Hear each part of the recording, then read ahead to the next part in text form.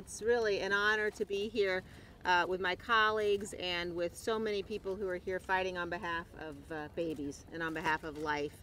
We have now 25 times as the House Republicans attempted to get the Democrats to allow us to put on the floor a bill that will protect babies who are born alive.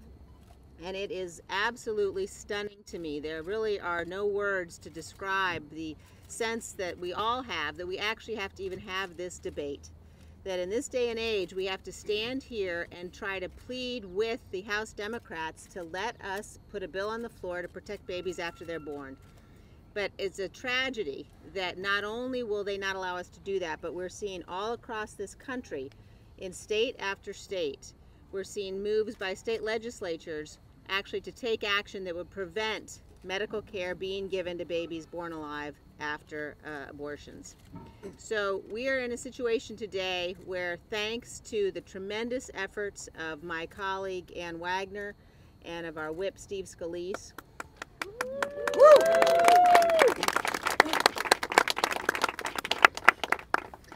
we are going to be in a position where we've got a discharge petition that has ripened, and we call on the Democrats, we call on all of the Democrats to do something that should not be hard, it should not be partisan.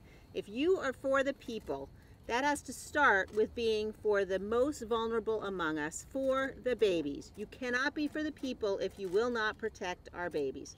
So I'm so proud to be here today with this tremendous group of people, and we absolutely look forward to the opportunity to sign this discharge petition, to get it to the floor of the House, and to tell Nancy Pelosi and all of the Democrats, if you don't stand with the babies and you won't protect the babies, you are not for the people, and we will be every single time. So with that, I will turn things over now to our tremendous whip, Mr. Steve Scalise.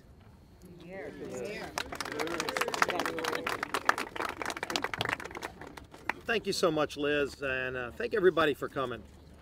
Today is such an important day here at the Capitol, where we stand for the most vulnerable life, and that's innocent life.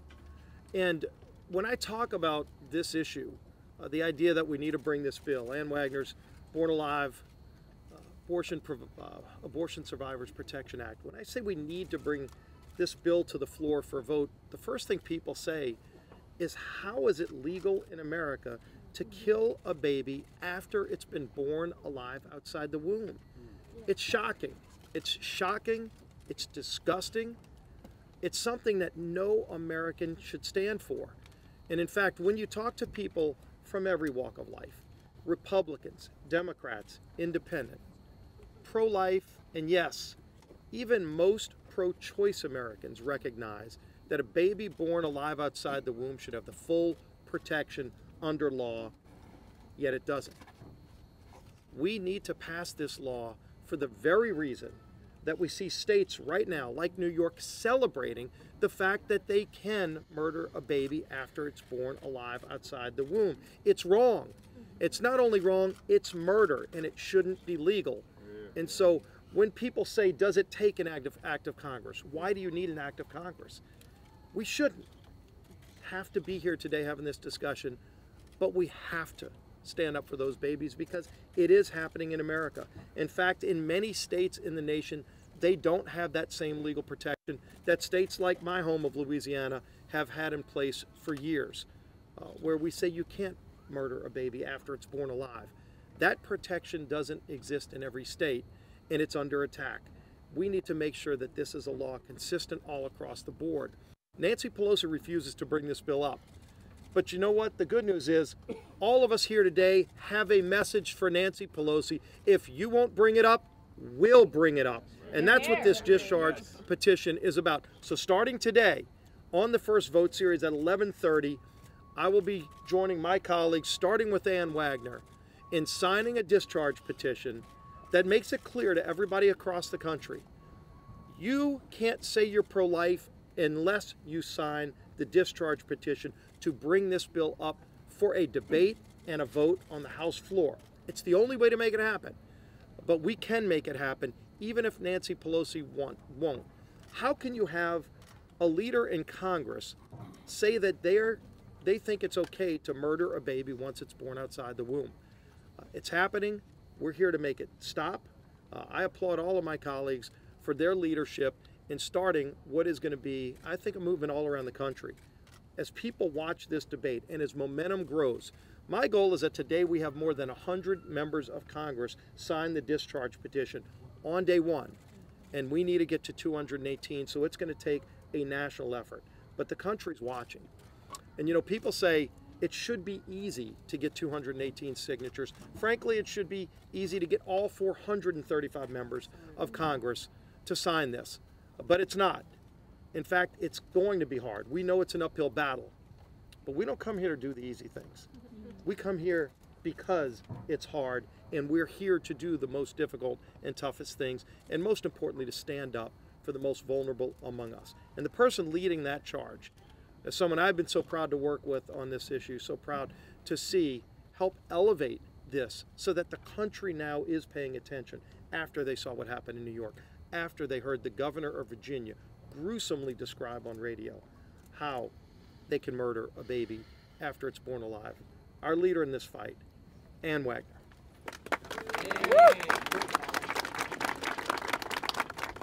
I thank my good friend Whip Scalise, Liz Cheney, Kevin McCarthy, all of our leadership that has stood with us, along with all of my colleagues and so many of you across the country and the world. We stand on your shoulders in protecting the most vulnerable in our society. I came to Congress to be a voice for the voiceless, and H.R. 962, the Born Alive Act. Today, we will finally start the process of bringing this vote to the floor, to the U.S. House of Representatives, the People's House. This is a measure that has passed with bipartisan support in the past. This is about giving life-saving care to children, to babies that are born alive. There are only 26 states that have protections for babies currently that are born alive. And many of those states, sadly, are rolling back their protections. That's why this is needed. We need to make sure that we make this a criminal offense, that we give mothers civil remedies, and that most of all, we give life-saving care to babies that are born alive. I want to thank all of you for being here, for all of your prayers, all of your support. I thank my colleagues for their tremendous support too. And I thank those brave Democrats that are going to cross the line, those that did so in the Senate and those that will do so in the House, to stand for the most important thing. This country, our Constitution, provides for life, liberty, and equal protection under the law. Our founding fathers didn't put an age limit on that. If you are a born child, you deserve the kind of life-saving protections that every person in America and beyond deserves. So I thank you all, and I now am pleased to turn things over to our leader, Kevin McCarthy. There he is. All right. I want to thank Ann Wagner for her leadership. I want to thank our whip, Steve Scalise, for bringing forward this discharge petition. 25. 25's the number of times we have asked on the floor in the chamber to save children who are born alive and survive an abortion. 25 times is the number that we've heard no from the Democrats leading the House. Today it all changes. Today no longer can those who belong to Congress hide behind the Democratic leadership and say they did not have the opportunity to vote because whoever holding the gavel denied the ability for the bill to come up. For those to know that a discharge petition simply needs 218 members of Congress to sign a piece of paper to allow a bill to come to the floor for a debate. Why would it have to come to this? Why would you have to do a discharge petition to save the life of a baby who survives an abortion? This isn't about Republican or Democrat, it's about life. 25 times the Democrat leadership has said no. Today that all changes. Today I hope the cameras and the reporters who sit here to listen to this talk, I hope you move from here and ask every member of Congress, will they sign the petition? Because they got elected individually, not because the Speaker protected them on what they can and cannot vote for. They have the power themselves to decide whether we can debate this on the floor. They cannot hide from anyone else. They have to take a position. And that is what we're doing today. And now I would like to call up an individual that has helped so much in saving life, Melissa Odom. Melissa. Come on up. I just want to thank all of the members here today for your incredible leadership. Of course, Representative Wagner from my home state of Missouri. Missouri strong. Missouri strong. You know, I've heard that argument so many times in the last couple of months is, you know, is the Born Alive Act even necessary? Of course, we know that it's necessary when we see aggressive abortion legislation being swept across our nation. But of course, I also know that this is important and necessary because I am one of the children who deserve to be protected by the Born Alive Abortion Survivors Protection Act. In August of 1977, my biological mother, as a 19-year-old college student, had a saline infusion abortion forced upon her against her will. That type of procedure involved injecting a toxic salt solution into the amniotic fluid surrounding me in the womb. The intent of that toxic salt solution was to poison and scald me to death from the outside in. Typically, the procedure lasted about 72 hours, but my medical records that actually document the abortion that I survived indicate that I soaked in that toxic salt solution for 5 days. 5 days before I was ultimately born alive, accidentally. I was not expected to be born alive that day, and I wish I could tell you that when I was born alive, everyone saw my humanity and immediately provided me medical care. But I can tell you this is not how it usually happens. My adoptive parents were told years ago that I was laid aside there at the hospital. Those words were expanded on just a few years ago when a nurse contacted me directly. She was working in the neonatal intensive care unit that day at St. Luke's Hospital in Sioux City, Iowa. She said, "I'll never forget it. The door came flying open and this tall blonde nurse rushed you in. She shouted," I'll clean up the language a little bit. She shouted, "That darn Dr. Kellberg messed up." That was my abortionist. But she went on and said, "She just kept gasping for breath. She just kept gasping for breath, and so I couldn't just leave her there to die."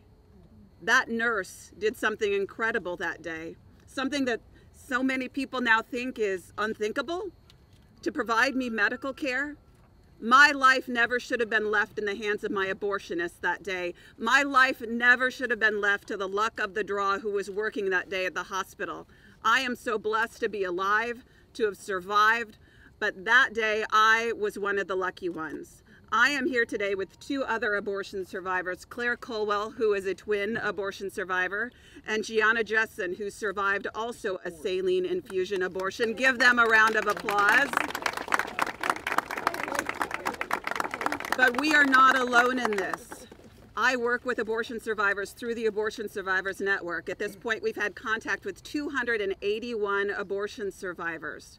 Most survivors will not share their story publicly with the world because this is what we are facing in our country, right? People are saying we don't exist, or we're irrelevant, or we don't deserve medical care, or we don't deserve protection under the law. And so I'm here today to stand alongside members of Congress to say, give us the basic dignity we deserve. Give us health care. It is a right. We fought for our lives in the womb. Do not make us fight for our lives once again when we're born alive. Thank you so much for all that you do. Thank you. Dr. Rowe. Someone who's delivered a lot of babies himself, Dr. Phil Rowe, our colleague. Thank you. Thanks very much, Leader and Ann, and thank you all. My previous life, I'm an obstetrician. I've delivered almost around 5,000 babies. Put those babies in mothers' and dads' arms and single mothers' arms. And I find it absolutely unbelievable and unthinkable that we would not provide health care for a baby born alive. I cannot tell you the number of patients that are premature babies, and we've gone to extraordinary circumstances to save those children's lives. I saw a young patient just about 3 weeks ago who was in her mid-30s with a metastatic melanoma, stage 4, who was 26 weeks pregnant. She was praying that she could get that baby to 29 weeks so it could live. I see this all the time. And I cannot thank the women behind me who survived these abortions, who are willing to stand up and say what they've said. You cannot believe how important that is. So thank you, ladies, so much for what you've done. Look, I could not believe, I was doing a national television interview when they told me about what the governor of Virginia had said. I honestly could not believe that a doctor would say anything like that. He has an MD degree, but I can assure you he is not a doctor. I have fought for life my entire life, and Ann, thank you so much for bringing this to the attention, because I don't think the American people believe that in America this could actually happen. It's hard to believe. It's going to cease, and every person with a moral conscience needs to go to that building today and sign up this discharge petition. Lastly, it's time for our Democratic colleagues. Let's forget whether this is Republican or Democrat. This is about a human being, and we as a country, it defines us, and if we cannot change this definition, we will cease to be blessed by God Almighty. Amen to that, sir. Amen to that. And Christina Francis. Christina Francis is next. Pro-life OBGYN. That's right. Good afternoon.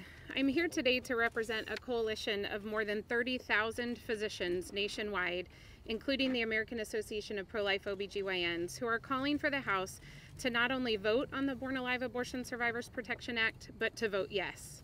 This common sense bill should have unanimous support. It protects the most vulnerable citizens of this country, newborn infants. The place of their birth should be irrelevant, whether they are born in a hospital or an abortion facility. All infants who are born alive should be treated with the medical care appropriate for their gestational age, not left on a cold table or in a bucket to die. As an OBGYN, when I am in a delivery room, I have 2 patients I'm caring for, mom and baby, and it is my duty as a physician to give both of them optimal care. This is the duty of any physician. We are healers, not killers. More than 15,000 abortions occur each year beyond 20 weeks, and while we don't know exact numbers of how many of these babies are born alive during these abortions, we know that it does occur. With viability now pushing 22 weeks in many medical centers, it is reasonable to conclude that many of these babies that are simply left to die could survive with appropriate medical care. I, along with many in this country, was appalled when I heard Governor Northam, a physician, say that it was appropriate to have a discussion as to whether or not an infant would be given basic medical care. Let's not sugarcoat it. This is infanticide, pure and simple. And it is antithetical to who we are as a country and who we are as physicians. I and the more than 30,000 physicians that I represent would like to thank Congresswoman Wagner for introducing this crucial bill and Whip Scalise for boldly filing the discharge petition on it. We also call for members of the House to sign the petition so that we can finally have a vote on it, a vote that should be bipartisan and unanimous.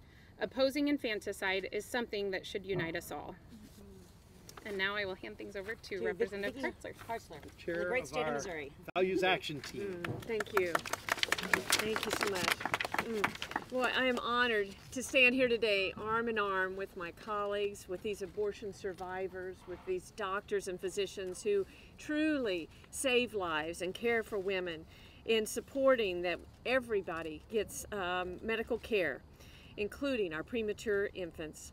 The lives of our country's youngest and most vulnerable newborn babies are in jeopardy. I find this preposterous. Today, one premature baby is provided with the best care available, and another infant is left to die. Or worse, and we know this has happened, the healthcare providers deliberately take the life of the child. All children, no matter the circumstances surrounding their birth, deserve immediate care and medical attention. And that's what the Born Alive Abortion Survivors Protection Act does.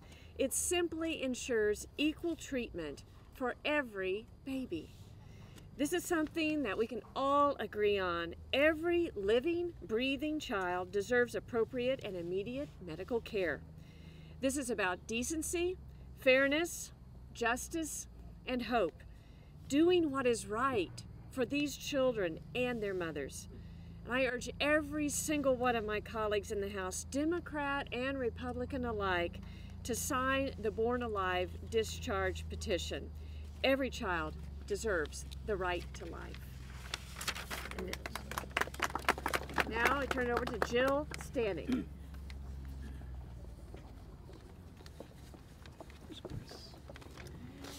When I heard Governor Northam, a pediatric neurologist, describe during that interview, was mentioned so many times today, the process by which doctors determined to shelve unwanted babies to die, it became painfully close to me as an issue.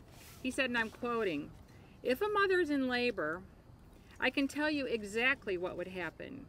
The infant would be delivered, the infant would be made comfortable, the infant would be resuscitated if that's what the mother and the family desired." Governor Northam was right. That is exactly what happens. I know because I cared for a dying infant who was on the other side of that decision.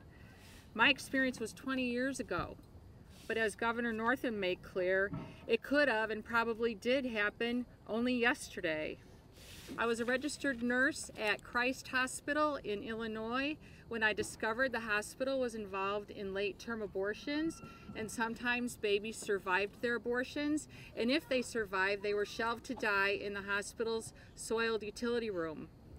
One night, a nursing coworker was taking an abortion survivor to the soiled utility room to die, and when she told me what she was doing, I couldn't bear the thought of this suffering child dying alone, and so I cradled and rocked him for the 45 minutes that he lived. He was between 21 and 22 weeks old. He was about the size of my hand, and he didn't move very much because he was using all of his energy attempting to breathe. And I remember toward the end of his life, I couldn't tell if he was alive or not unless I held him up against the light to see if I could see his heart beating through his chest wall because their skin is so thin at that age. And after he was pronounced dead, we folded his little arms across his chest. I tied them together with a little string. I wrapped him in a shroud, and I took him to the morgue where we took all of our dead patients. The word comfortable, which Governor Northam used, is particularly grating. How far will doctors go to comfort themselves for letting abortion survivors die, for abandoning them? After I went public, the hospital created the comfort room. So no longer could nurses take babies to the soiled utility room to die. They now took them to the comfort room. There's nothing comforting about abandoning a little baby to die. Clearly, little abortion survivors desperately need Congress to pass the Born Alive Abortion Survivors Protection Act to provide them with legal medical protection and not leave open the decision whether they live or die. Thank you. Thank you. Chris Smith, Representative Chris Smith from New Jersey, a true leader who's fought for the unborn. And thank you very much. Decades. First of all, I want to thank you for your extraordinary leadership on this human rights legislation that will seek to end violence against children at the earliest stages, right after birth. So thank you, Ann, for that tremendous leadership, and to our Republican leadership for really making this human rights cause a center issue of our party. We are reaching across the aisle, asking that our Democratic colleagues see that this violence against children must end. Let me just point out very briefly, in a Florida abortion clinic, a woman named Clonia Williams delivered a live baby, a baby girl, at 23 weeks. The clinic owner took the baby, who was gasping for air, cut her umbilical cord, threw her into a biohazard bag, and put the bag in the trash. That is what is going on in abortion mills all over this country. There are only 6 states currently that report, so there has been a lack of information about how many survivors there have been, because they're not reporting. Now, why, you ask, this lack of reporting? Why the cover-up? 4 decades ago, Dr. Willard Cates, who was the head of the abortion surveillance unit at the Centers for Disease Control, probably summed it up at best when he said, Live births are little known because organized medicine, from fear of public clamor and legal action, treats them more as an embarrassment to be hushed up than a problem to be solved. It's like turning yourself into the IRS for an audit. What is there to gain? The tendency is not to report because there are only negative consequences. How selfish is that? That the abortion clinic operators and the doctors, so-called doctors that do these gruesome procedures, are more worried about being embarrassed and dire circumstances rather than the life and the vitality of that little child. Let me just say that this legislation really needs to be passed, and passed now. There are kids surviving. The ability to save children at an earlier and earlier age is getting better with each and every week, month, and year. And again, we have 3 people here, 3 wonderful survivors who are here to bear testimony and witness to the fact that they could have been helped, others like them could have been helped if this legislation, Ann Wagner's bill, was law. So we need to pass it, and I ask you in the press, tell this story. So often, Jenna Jessen was at a press conference we had decades ago, told her story, a lot of press showed up, and nobody covered it. Please, it's time. The time has come to tell this horrific story, but also the remedy, which is this legislation. Thank you. All right. Let me see, who do we have next? Representative Roger Marshall is next on deck. Thank you, thank you. Well, good morning, everybody. For such a time as this, we've been called. The members of Congress behind me, the students beside me, nurses, physicians, abortion survivors, we've been called. We've been called to turn this country back into the right direction. I'm so grateful for every day for some 25 years I was able to deliver a baby in rural Kansas. And never in my dreams when I came to Congress 3 years ago did I think I'd be fighting harder to save babies' lives here in the halls of this Capitol than I had to in the delivery room. If I could share one quick story from my residency days at an inner city hospital in South Florida, I was called to the emergency room late one Friday night and walked into a room and saw a patient with half of her blood on the table beneath her. And as I had one nurse shoving in a 14-gauge IV in one arm and I was shoving one in the other arm, I asked the people in the room what happened. Why is this lady bleeding to death right before my eyes? And I'd been told that she'd had an abortion procedure done across town. When they were delivering that fetus, that baby, they dislocated the arm. And the arm happened to come out first. And when they saw the arm, they said, oh my gosh, we guessed the age of this baby wrong. It's beyond 24 weeks and it can survive. Now that baby was delivered en route. We were able to save the mom's lives, but the baby not so much. For such a time as this, we're here to right the wrong. And I need people's help. I need people who are listening to this press conference to call their congressman, to call any congressman from their state. We need 21 Democrats to sign this discharge petition. So I'm asking people who are listening to contact their own congressman. You can go to my website, my Twitter, you can go to the WHIP's website, and you can get the information how to find your Congress. But today, it's a call to action. And tonight, I hope this nation will get down on its knees and turn its eyes back to the gods of our forefathers who gave this country direction. It's time to right the wrong. It's for such a time as this that we're gathered to sign this discharge petition. Thank you so much. Amen. I think we can open up to questions, Rip, what they told me to do next. So in about an hour, I'll be using this pen to file the discharge petition. And I'm happy to loan it to any member of Congress, Republican or Democrat, who wants to be a part of what ultimately can be a life-saving opportunity where members of Congress literally can save lives. It's not often you get that opportunity, but today starts that process. Let's break 100 today. Let's get over 218 signatures and bring Ann Wagner's bill to the floor for a vote. With that, we'll be happy to